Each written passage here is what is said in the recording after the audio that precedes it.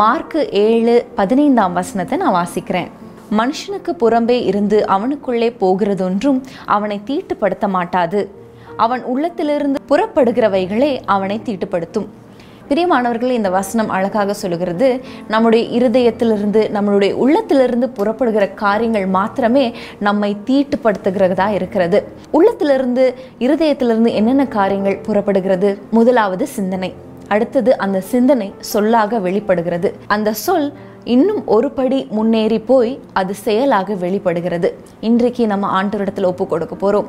நம்முடைய சொல்லில், நம்முடைய சிந்தனையில், நம்முடைய செயல்களில் ஒரு பரிசுத்தம், ஒரு தீட்டுப்படாத ஒரு வாழ்க்கை வாழ ஆண்டவரிடத்தில் நம்ம அர்ப்பணிக்க போகிறோம். 1 கொரிந்தியரில் பவுல் சொல்லுகிறார், நாமே தேவனுடைய ஆலயமாக இருக்கிறோம். தேவனுடைய ஆலயம் பரிசுத்தம் உள்ளதாக இருக்க வேண்டும். எல்லாவற்றையும் அனுபவிக்க நமக்கு அதிகாரம் உண்டு. ஆனால் ஒன்றும் நம்மளுக்கு தகுதியாக இராது, ஒன்றும் பக்தி விருத்தியை கொண்டு வராது என்று பவுல் சொல்லுகிறார். அதே போல பக்தி விருத்தியை கொண்டு வருகிற காரியங்களை மாத்திரம் நாம் நினைக்க, செய்ய, சொல்ல, பேச நாம் இன்னைக்கு தீர்மானம் எடுக்க போகிறோம். ஹல்லேலூயா. இந்த தீர்மானத்தை நாம் கடைபிடிக்க நம்முடைய சிந்தையில், சொல்ல, எண்ணங்கள்ல, செயல்ல ஒரு தீட்டுப்படாத ஒரு பரிசுத்த வாழ்க்கை எனக்கு தாங்கப்பா அப்படின்னு சொல்லி நாம் அர்ப்பணித்து நம்ம ஜெபிக்கலாமா? ஸ்தோத்திரம் ஆண்டவரே, இன்றைக்கும் ஆண்டவரே நீர் எங்களோடு இடைப்பட்ட உம்முடைய வசனங்களுக்காக ஸ்தோத்திரம் ஆண்டவரே. ஒரு தீட்டுப்படாத ஒரு வாழ்க்கை வாழ எங்களை அர்ப்பணிக்கிறோம் அப்பா.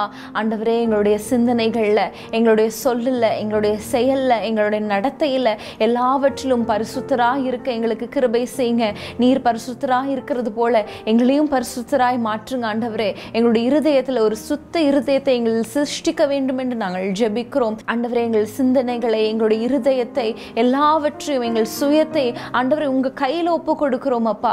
நீர் எங்களை நடத்துவீராக, நீர் எங்களை ஆட்கொள்வீராக. எங்களை முழுவதுமாய் தாழ்த்தி ஒப்பு கொடுக்கிறோம். நீர் மாத்திரம் மகிமைப்படுவீராக. இயேசுவின் நாமத்தில் பிதாவே, ஆமென்.